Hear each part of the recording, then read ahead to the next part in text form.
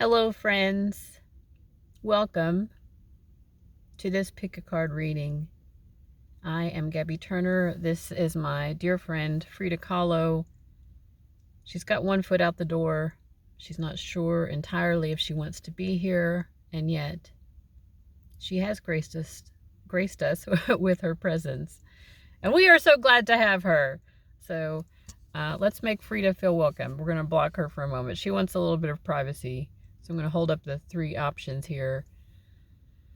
We're going to be looking in today to why do they like you, right? So this is a bit of a self-indulgent, ego-fluffing type of reading, but also like stepping into their mindset, right? Whatever, it's what we do, right? It's what we do. I'm going to tell you a story. I'm going to tell you a story while you're deciding which of these three options. We have the Sun, the Judgment card, and the Moon card. 1, 2, 3 from the Santa Muerte deck.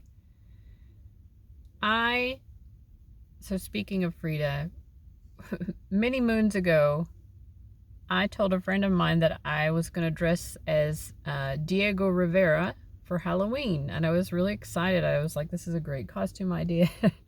I'll carry a big paintbrush because he was a muralist. That was Frida Kahlo's husband, by the way. And I'll wear like a gray suit because that's what he was known to wear. And like I had short hair and I was like really like this will be fun. And my friend was like, you can't do that. That's like cultural appropriation. And I was like, oh, that did not even occur to me. I was just like, I like his art. I like Frida Kahlo. I thought I could pull off the look of it. And he's like, it is cultural appropriation, but also it's okay because it's cross-dressing. And I was like, I don't know how that one cancels out the other, but honestly, I don't think that it is cultural appropriation. However, I did end up going, instead of Diego Rivera, I decided to be Clark Kent. So I still got to wear a suit. And I don't know if anyone knew who I was, but I didn't carry a paintbrush. It was a boring Halloween costume, but that's what I did. All right. So let's see what your person likes about you. Maybe they like that you engage in cultural appropriation and they think that that's real snazzy. I bet that's what we're going to find out. But again, we have three cards here from the Santa Muerte deck. We have option number 1, the Sun card, option number 2, Judgment, and option number 3, the Moon card. Timestamps are going to be listed below with the number as well as the name of the card. So, as we already said, 1 Sun, 2 Judgment, 3 Moon. And I'll see you at your reading. I'm going to go into a telephone booth, and when I get to the reading, I'll be wearing a cape and tights. See you there. All right, group 1, you chose the Sun card. I lied about being in a cape and tights. I'm not, but I did make a wardrobe change because I took off my scarf. Why? Because it was too hot for the scarf. So that is what happened. But as I was shuffling, I was already starting to get insights into what they like about you. I feel that they feel that you have a sort of graceful presence, like a sort of social gracefulness. Like they think that you are sort of gracefully beautiful, and that beauty is in your demeanor and how you act towards others. You're very pleasant. You go out of your way to be nice. Like, you're an easily likable person. You extend your heart to other people quickly and easily. Now, you may or may not feel that you are that way. Maybe it's just a phase you're going through or something. I don't know. But anyway, that's the impression they have. Like, oh, you engage in very nice, friendly chat. You seem to be asking people how they're doing, that type of thing. Like, they like that about you. A graceful, pleasant, social presence, they feel. Yeah, you seem very positive. We have the World card, the Temperance card. I think these are both, well, Temperance is Sagittarius. I was going to say the World card might be Jupiter, but I'm not sure. But in any case, these are both very positive energies. They feel like you bless the people around you through this sort of graceful, uplifting energy that you have. I think at some point they have a memory, or there's a moment where you tried to uplift them as well, where maybe they weren't doing so well, or you caught them in a moment of pessimism, or they were just kind of looking down and looked sad and you tried to lift them up. So I feel like they liked that about you, and it made them kind of want to be able to do something similar for you. But I feel like they view you when, instead of getting sad, they feel that you shift into like maybe anger. You know, it's like usually you have this beautiful, social, graceful presence that I mentioned, but instead of coming across sad, they feel that sometimes you shift into having a bad temper, and they want to be able to uplift you in those moments.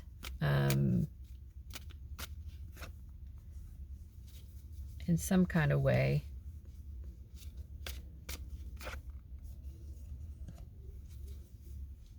But they feel I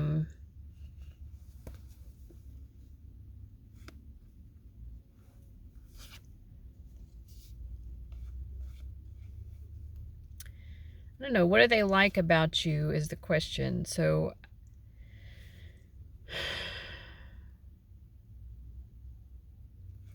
I think they feel like you are someone who is accountable to yourself. We have death, justice, and the world. Like, you might sometimes get a bad temper or something, but they feel like you are also someone who would be honest about it and who would try to make up for it and apologize. So they do like that about you. They're like, you know, we all make mistakes, but you seem to find a way to clear the slate in an honest, accountable way. You're accountable for your actions. They like that.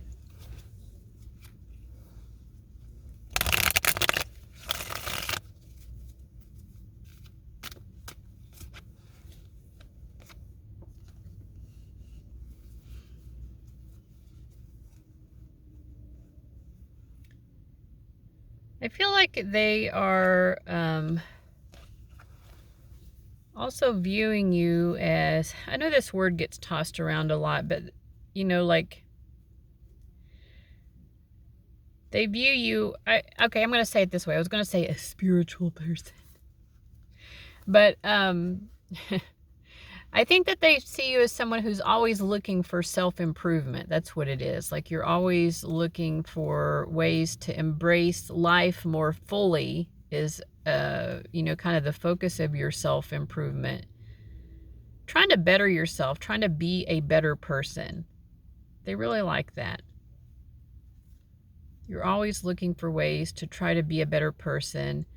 I would say that with the Seven of Swords here, maybe they feel like the methods that you, like, there are different approaches people can take to self-improvement, right? Different approaches to being a better person. They might feel like you take some unusual paths, or like, I don't know, maybe you stumble across some sort of self-help book or self-help ideology that's kind of off the beaten path, not a mainstream approach to it or something. What is this saying?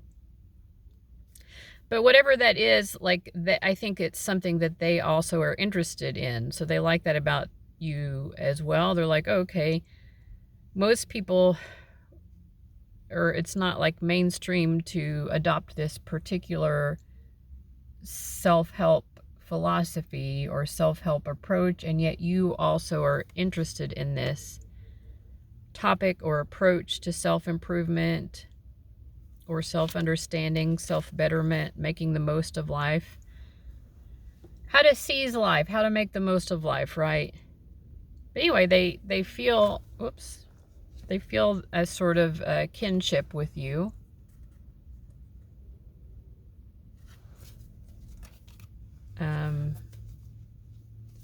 I do feel like it could be like a specific book that you both like, that you find meaning in, a book. It could even be a book of fiction. You know, sometimes people find their worldview or like a guiding principle in life in the most interesting of places. And that's the feeling that I'm getting here, is that both of you have done that. That you both found a guiding light in some sort of book or life approach or something. What do they like about you? I feel like they like that they feel like you are teachable. In addition to being someone who can be self-taught and teach yourself and like find wisdom and whatever, they're viewing you as teachable. Like they feel like maybe they could teach you something and you would actually be open to it, or you'd be willing to admit, oh, okay, yeah, I don't really know that much about that topic that you know a lot about, right? You're willing, you seem to know a lot, but you're also still willing to admit the things that you don't know. You're not trying to pretend that you know everything or that you have to know everything, right? They feel like you have a sort of fresh honesty about that, in other words. But they also feel like maybe it hurts you a little bit, you know, when you don't know things or when you're out of the loop. Like you don't want to be that person who's ignorant about something. It stings a little bit.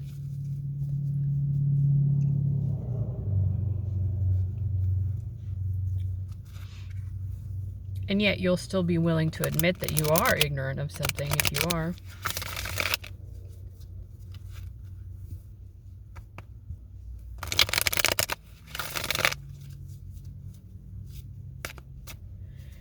They think that you look good in the color red, or like I think shades of red, like what's this color? This is a red, but it's more like a muted red, but I feel like they think that you look good in those colors.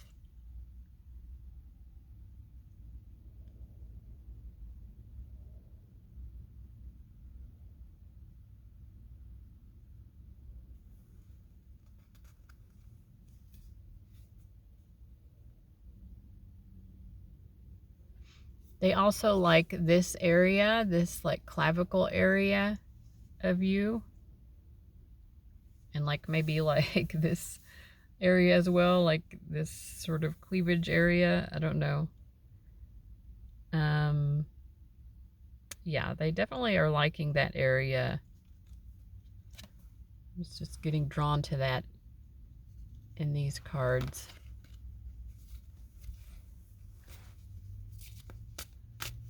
Tell me more about this person. Why do they like group one, or what do they like about group one? I think they feel like you kind of, without meaning to, you seem to wear your heart on your sleeve. It's like they feel almost like you're emotionally an open book. I don't know if it's just your facial expressions give you away, but they're just like, I can read group one like they are an open book. You know, for some of you, maybe they have come across your diary or online journal or something like that, but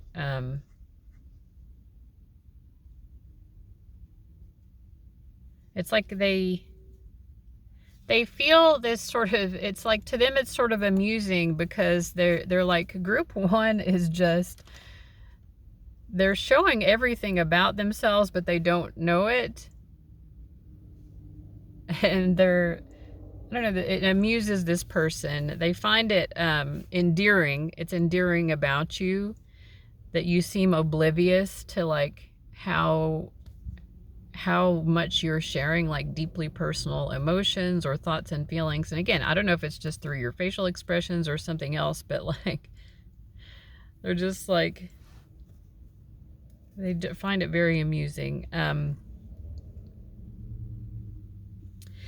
I think that they see themselves as quite differently. They see, you know, they lock everything up. You know, they don't easily let everyone in.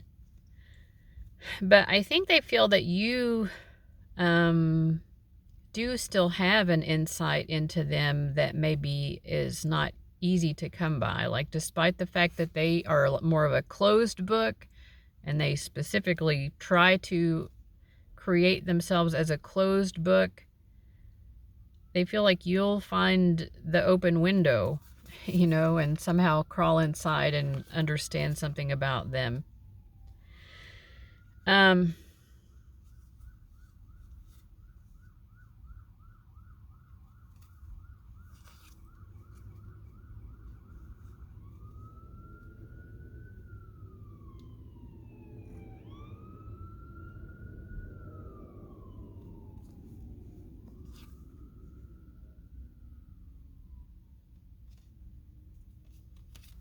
Okay, I'm just trying to pick up what else this is. Sorry.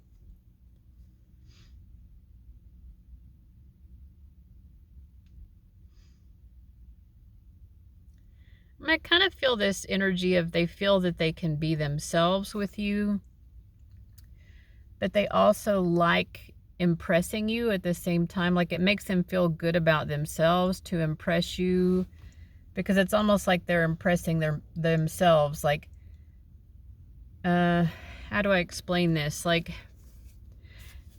they could be just doing their normal hobbies or interests or whatever it is that they're interested in, or like wearing the clothes that they normally would be interested in, and normally they don't think too much about it. But when you are noticing them, they're like, oh, this is impressive to group one. The things that I like to do, or what the things that I'm good at or whatever, I'm just over here doing them, not really thinking about it. But then I'm noticing that group one likes it, and it's like, oh, I like impressing them, you know, like, let me lean into it. It's like you help them to see more of their self-worth or something, or like see themselves as special. They're like, oh, these things that are just normal things that I was doing that I wasn't paying that much attention to, these are special, like shiny qualities from group one's perspective. It makes them feel good about themselves, basically. And so they do like to kind of like try to impress you, but it's like they're trying to impress you with the things that you were already impressed about anyways. They're just kind of leaning into it more, I think. Why also do they like you? They can imagine romantic scenarios with you. They can imagine the two of you like getting cozy, like having picnics, doing like everyday romantic things, right? Like having a picnic. Like little things like that could be so special and romantic, and they like that about you, because not everyone is wooed by those types of things, but they like about you that you seem like someone who would just like really enjoy like having a picnic, you know, or taking a stroll in the park or whatever. It's like, because they find these types of things romantic as well. They're like, you know, if the romantic emotions can be, you know, brought to the surface by these types of simple things, then that speaks more to the truth of the emotion, right? Versus like having to do something very showy, or like go out to a 5-star dinner and dress up to the nines. You know, nothing wrong with that. I don't think this person has any problem with that type of thing, but they appreciate you for being someone who like can really feel the romance and the sweetness and lovey-doveyness of like spending a day in the park, going on a picnic, taking a walk on the beach, that type of thing.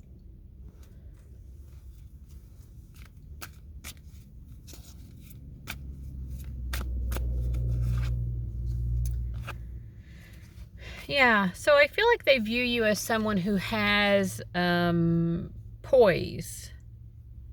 But it's like, you know, talked about gracefulness before. It's like the gracefulness of a deer. Deers are kind of clumsy in a way, but they're gracefully clumsy, if that makes sense. Like, I don't know if you remember the movie Bambi, where Bambi, like, goes out on the ice. It's like, it's clumsy, but it's graceful. And I don't know, they feel like you have this sort of derpy gracefulness as well. Like, it's like you're poised but unpoised. I don't even know how to, is there a word for that? I guess derpy. You're quirky and adorable. I would say that they would call you quirky and adorable. It's like, even when you're being clumsy or something, and when I say clumsy, it could be physically clumsy, it could be clumsy in your body language, it could be clumsy in the way that you're speaking or something, but it's like they find it very appealing, and to them it seems like the type of thing that most people would find appealing, a sort of appealing quirkiness or appealing clumsiness. I think it's because you have almost like that girl next door quality or boy next door quality or whatever, where it's like you're very unintimidating, right? It makes you unintimidating that you have this kind of quirky or clumsy quality. But at the same time, you're very appealing. It's kind of making me think of like a young Amanda Bynes. You know who I'm talking about from Nickelodeon.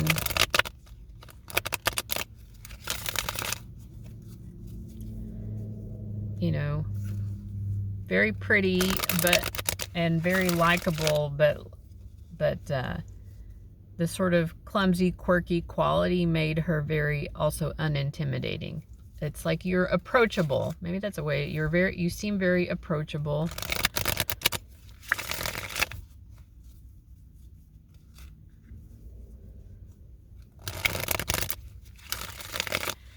To be honest, I'm also picking up an aspect of Amanda Bynes of like what's not seen below the surface. It's like there's a whole lot of heaviness going on beneath the surface, and it's like, but you can still, you know, be the kind of clumsy comedian and make people laugh, or just put on a bright smile and make people feel good and give someone a uplifting, encouraging word, you know, despite like underneath the surface you've got like horrors going on, you know, and somehow you can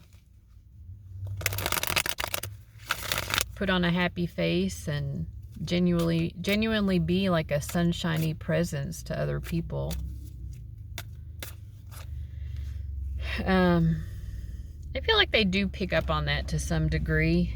But I don't think that they're primarily seeing that darkness. What they're primarily seeing is your plucky, you know, happy-go-lucky,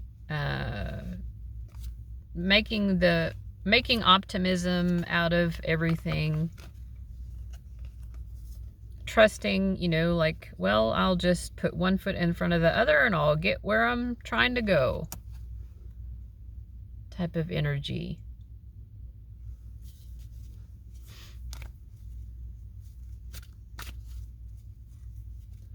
All right, anything else that group 1 should know? They just think you're very special. I mean, I would say that they feel, they're like, what do you mean, why do I like you? Everybody likes you.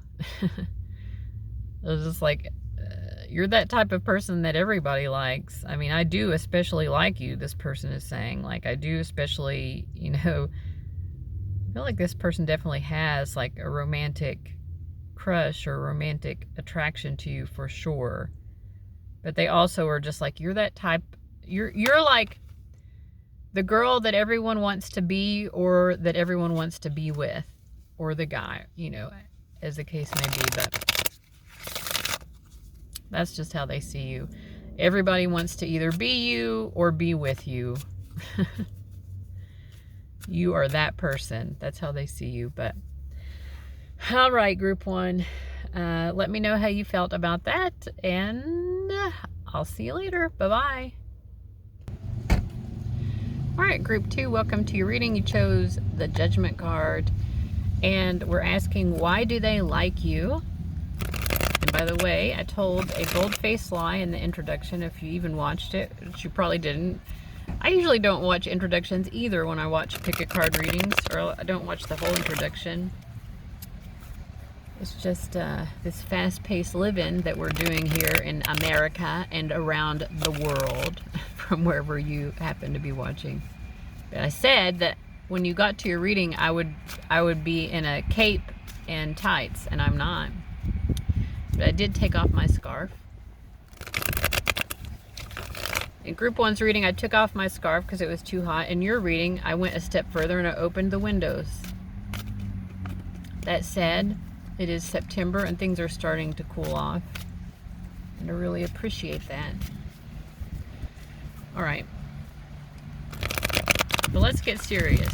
Let's get down to brass tacks. Why does the person that group 2 is thinking of, why do they like group 2? The Magician. The Magician, the Knight of Pentacles, and the King of Swords. They're impressed with your ability to manifest results through hard work and dedication and good, solid planning. Yeah, they feel like you are manifesting what you want. Like you set your mind on something, right? You're like, this is what I want. And this is how I'm going to get there. You make that plan and you follow through.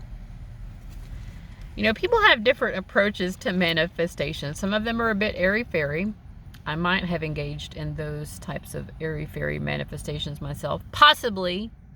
But they're just saying, like, we were saying getting down to brass tacks. Like, that's how they feel that you are. You get down to brass tacks and you, like, do the work. Like, what do I want to manifest? A really clean house with clean lines. You put on your gloves and you clean the house. You know, it's like you're making it happen through hard work and determination. So they really like that about you. What else do they really like about you? Let's see here. Let me sit with it for a moment.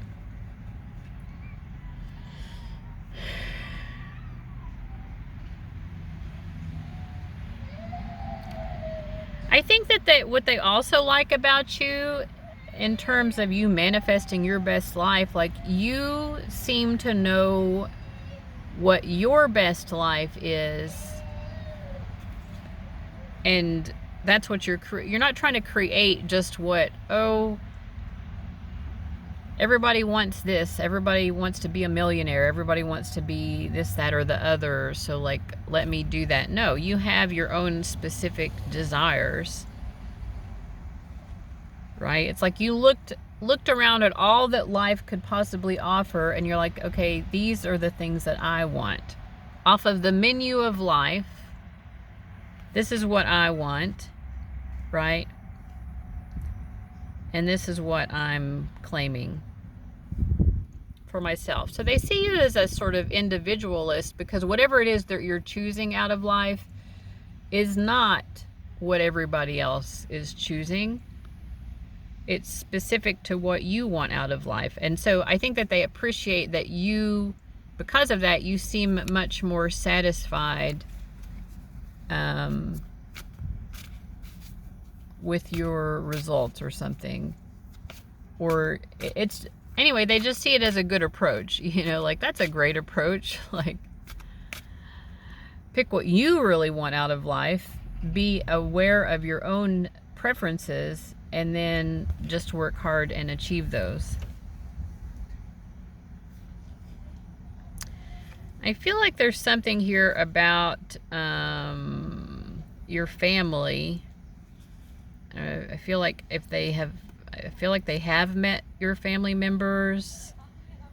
There's something about that they like. There's something about your relationship to your family members, which might be a mixed relationship. Like maybe you get along with your family in some ways and in other ways you don't, but maybe it's just that they like the fact that you have allowed them to see those family dynamics or something. They like the fact that you know each other's families. Let me try to understand it here.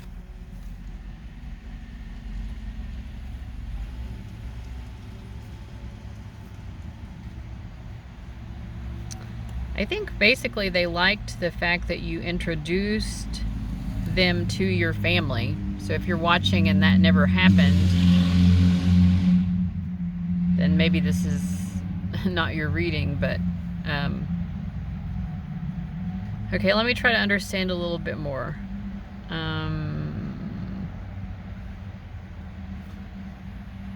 I mean, I feel like they like being a part of your life. Like you have let them into certain parts of your life. It could be also like where you work. You allow them to come visit you at work or something, and they know that you wouldn't let just anybody come visit you at work. They do sort of tally it up in their head. They like the fact that you give them special access to your life. That not everybody gets that special access. They feel like they have the backstage pass to your life. And they like that because it makes them feel special.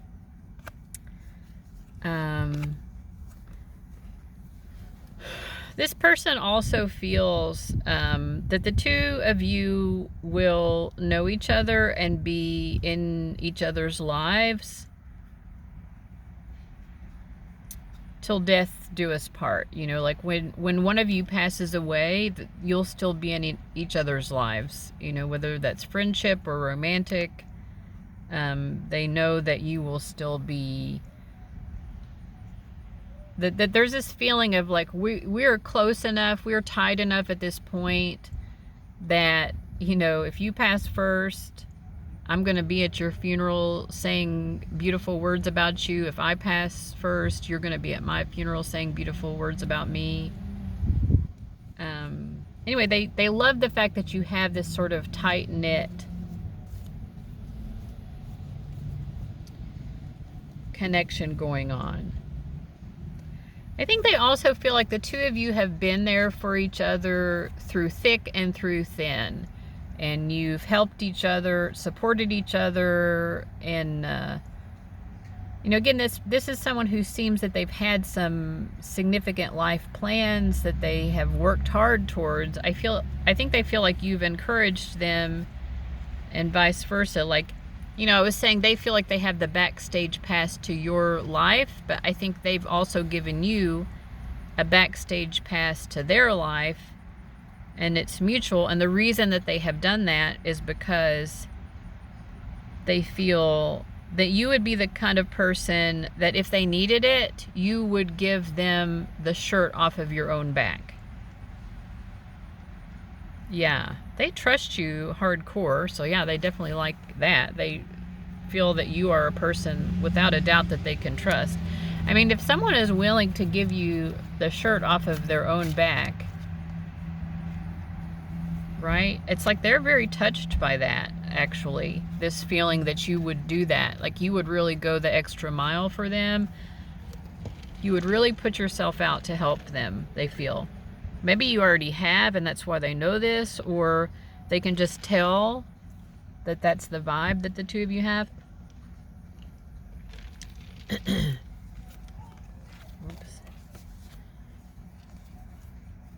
Yeah, but I feel like this person is like, you are the family I never had. You are the family I never had. Why did I feel like Donald Trump just now? I don't know. Let's not explore that. You are the family I never had.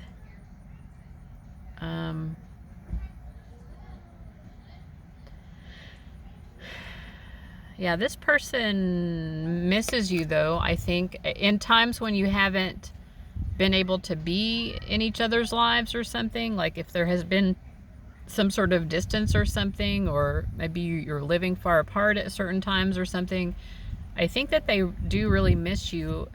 They don't say it though. They miss you, but they don't tell you that they miss you. It's like they're just waiting around for the next time when they can see you. It's not that they're necessarily trying to hide the fact that they miss you. That's not why they're not saying it. It's just, they're just like, well, I have to endure. I guess the way that they're viewing it is like, God, the life circumstances are just what they are. It's going to be a while till I can see group 2, and I guess I'll just have to suffer through it until I can see them again. Yeah, but I mean, why did this person, I mean, I would say, why does this person love you? Because they do love you. They love you because they feel like it's the two of you against the world, you know? Like the two of you are almost like partners in crime. Like we will always figure out how to be happy. If the odds are against us, together we will prevail. If the odds are against us, together we will prevail. We will be happy despite the odds against us. Yeah. You make this person have that sense of bravado. I will prevail. We will prevail.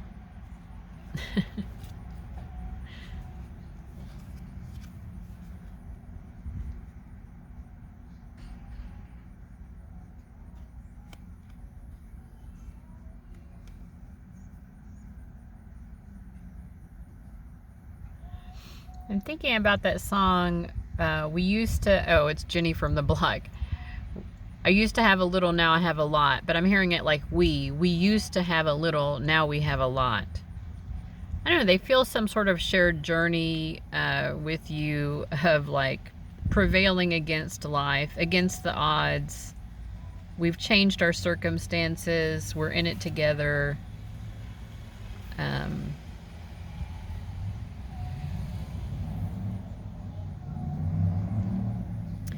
Yeah, it feels like the two of you go way back, you know? Like there's a feeling of we go way back.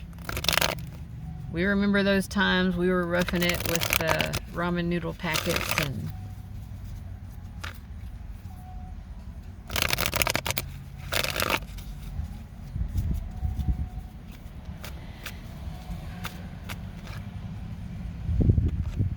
yeah, I mean, that part of what they like about you is that it's almost like they feel like the two of you have just been through it all. Like you've been through the ups and the downs together.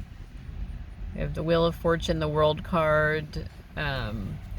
It's kind of like the sweet times, when the two of you are having sweet times in life, when life is very fruitful and abundant, it feels all the sweeter because of the tougher times you've been through, and they feel like this is a shared journey. So that's what they like about you. Like, we've held hands through the good times and the bad, and we get to share in the good times together, and we get to help support each other through the bad times. So yeah, I mean, they love you. They feel also that you love them.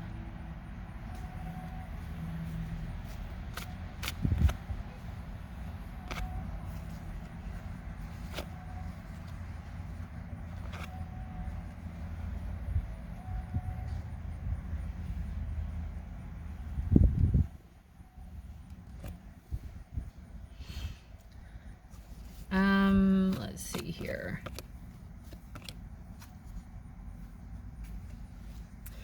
I also feel like this person has a strong sense of belief in you. So if you're going through something challenging right now, they believe in you. Again, I feel like they're not saying this to you for some reason, but they really believe in you, that whatever it is that you're going through, that you'll triumph in the end. They view you as someone who will triumph, who will always triumph. They think that both of you are like this.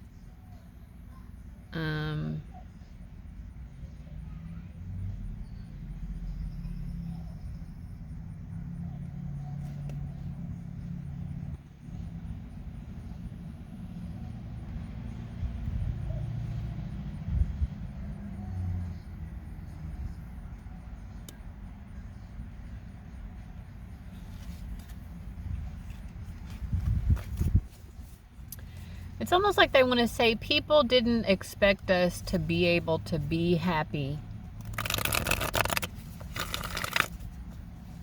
People expected that we would just be sad, or that we would be sad forever. People didn't think that we even deserved to be happy, or something like that. Like they feel like both of you have had similar, like, people have evaluated the two of you similarly, as just like people counted you out, right? People had low expectations of what you would achieve, and I don't know, they just see it differently. They see both of you really reaching your potential, and they kind of get a kick out of getting to prove those people wrong.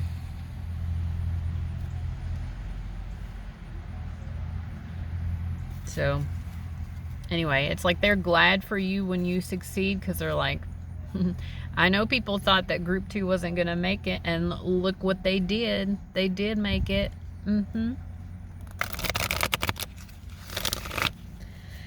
All right, so that's what I've got for you, group 2. I hope that that was helpful and interesting, and I thank you so much for watching, and I'll see you later. Bye-bye.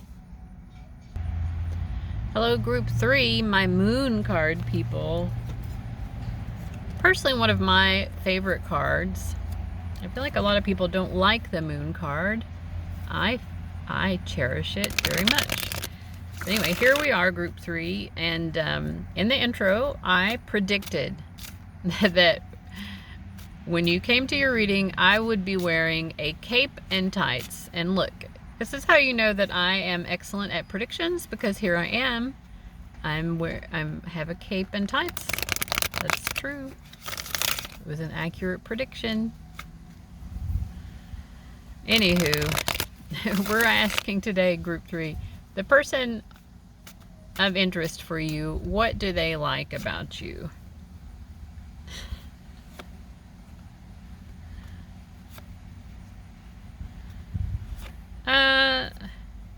They kind of like that you are not interested in them, is kind of what I'm getting. What do they like about you? Like, they feel like you do kind of take note of them, but then you're distracted and you're thinking about your own stuff, and like, so basically they like the fact that you have not placed a big importance on them, or they like the fact that they're not like the center of your universe.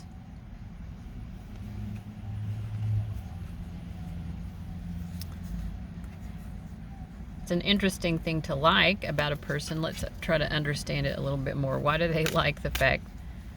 Why do they like that?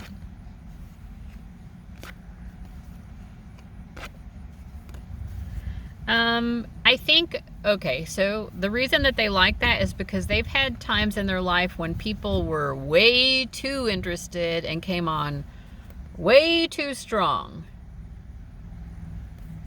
And so I just think that, like, they've had a history of bad results with that, or bad experiences when people are way too interested, way too invested, way too up in their business. Okay, so for you to be kind of like, okay, I'm taking note of you, but I've got other things going on, you know, I'm not obsessed, you know, I'm just taking note. Hi, there you are, but I've got other things to be concerned with. I don't know, I guess for them it's basically an easier energy to deal with. It doesn't scare them, it doesn't give them the red flags that they've gotten with people who are just over the top interested in, like, hounding them.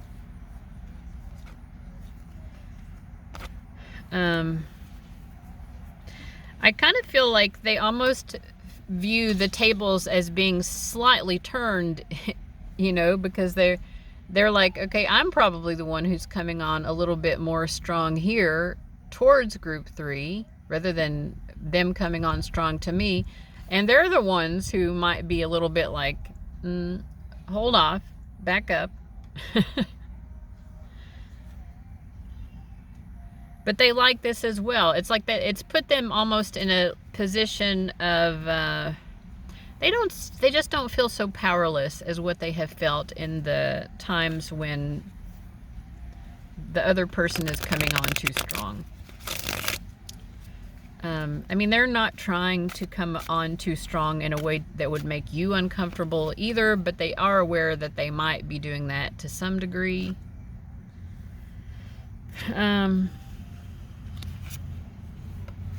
So why do they like you? Again, they like the fact that you don't seem to really need them. They do feel like you're kind of open to them, like you have a sort of openness to their presence in your life, or but you're definitely not desperate. You're not clingy at all. What is the opposite of clingy? I mean, they view you very much as like self-focused,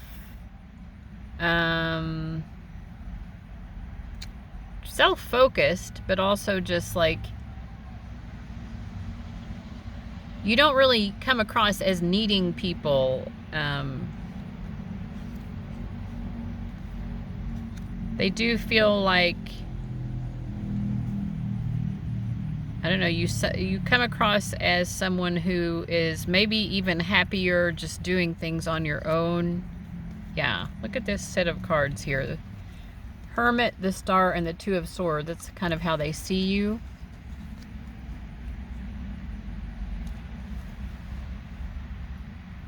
Like you're sort of removed from the group. You're removed, why can I not find words when I need them? But I want to say they see you as self-satisfied, but I feel like there's a better word for it.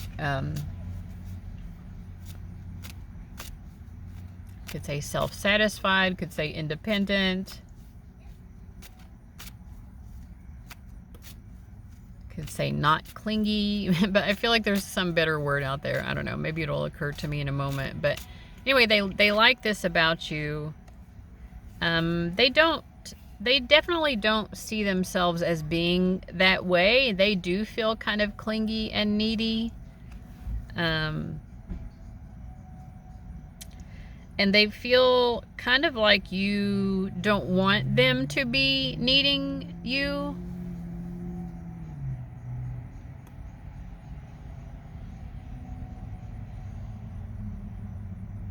Like they get this feeling that you're kind of like, I am not here to take on your burdens. I am not here to satisfy your happiness. That's not why I'm here. I don't need any extra complications in my life. That's one thing that they like about you too. I feel like they view you as like very low drama, you know, like you keep yourself very low key. You are in your own lane.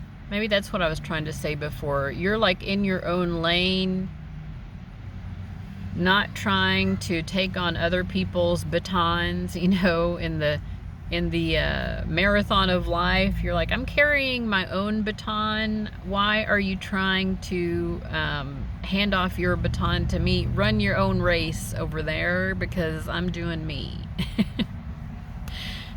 It's like they do feel you as very almost like pulling away from them a lot, or like putting up a boundary, but they like that.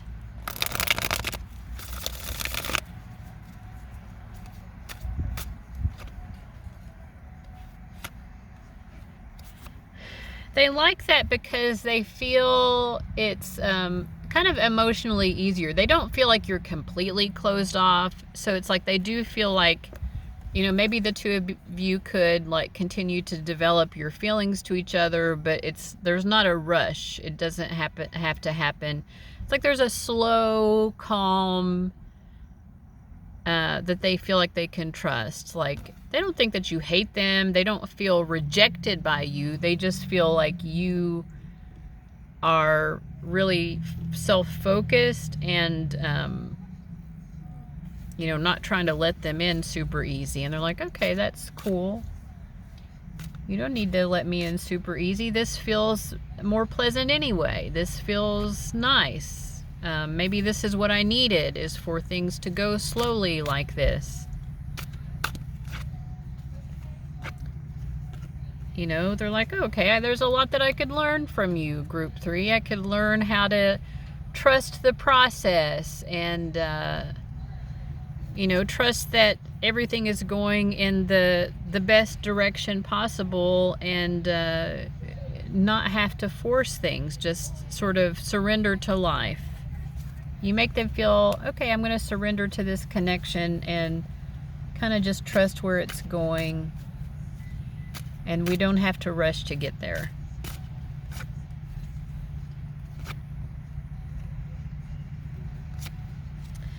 They do also like the fact that you seem like someone who's keeping a lot to yourself. Like it seems to me that they have often seen you be deep in thought somehow. Like this is a regular occurrence. They've seen you be kind of deep in thought, thinking.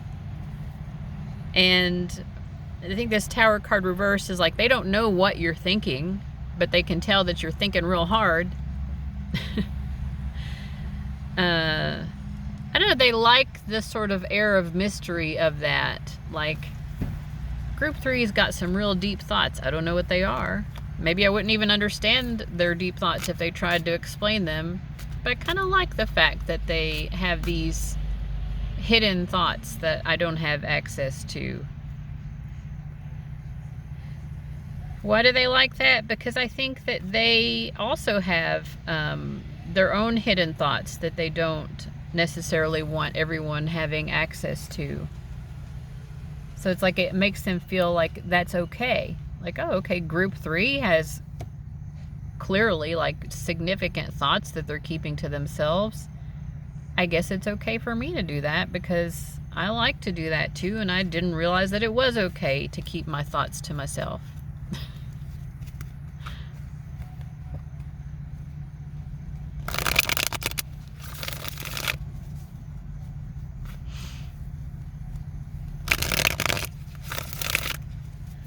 All right, what else here?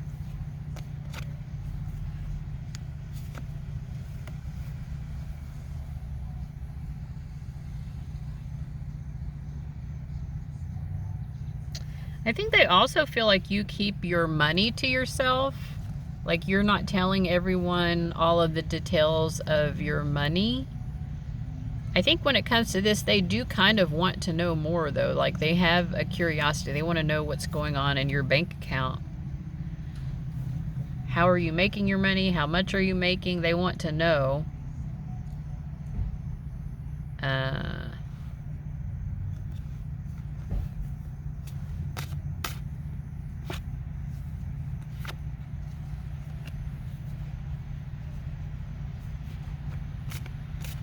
I think normally this person does, like, whether or not someone has money or how much money they have is usually a factor in how much they like that person.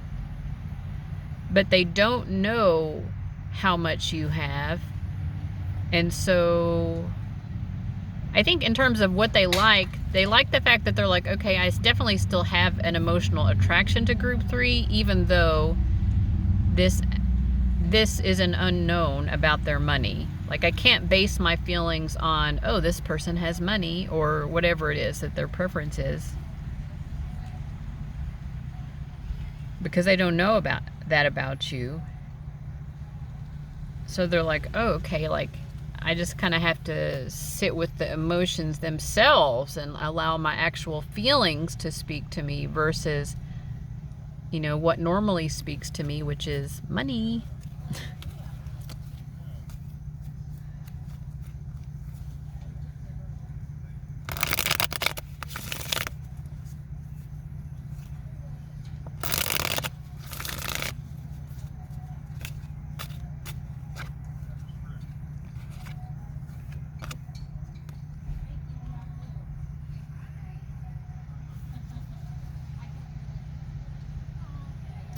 Yeah, I think this person has a history of making their relationship choices based on money. And now they're starting to regret that. And they're just like, maybe that's not how I should have chosen. Maybe I should have chosen based on love rather than money.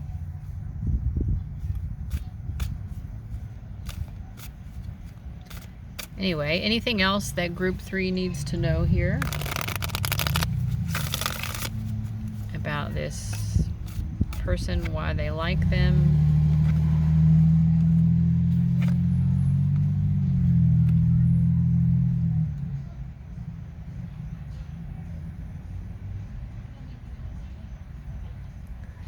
I really kind of feel, I'm not going to go out and call this person a gold digger, but I do kind of feel like it's that type of thing. Like they normally prefer to be with someone who can provide them with some sort of financial benefits. But it's almost like with you, they feel that they want to be the one providing you with financial benefits. And that's not usually what they do, but they also feel like you probably wouldn't even be impressed with that anyway. Like they see you as someone who's like, your goals in life are different from that. They see you as the hanged man. So they're like, well, maybe I could still impress them with money anyway. Maybe I could lure them off of that tree that they're hanging on and convince them that they should accept my gifts of material plenty. Yeah. But I mean, I think that's it. That is what I'm channeling here.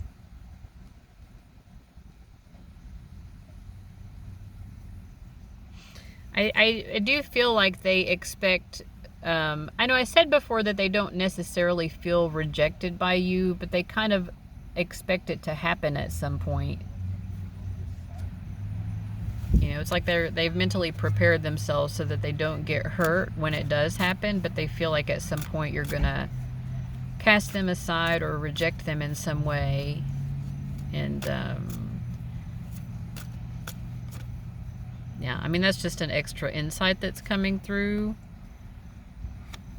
It's not why they like you, but I think they like you despite that, you know. Okay, well, I hope that was helpful. Thanks for watching. Give me a comment down below, and I'll see you later. Bye-bye.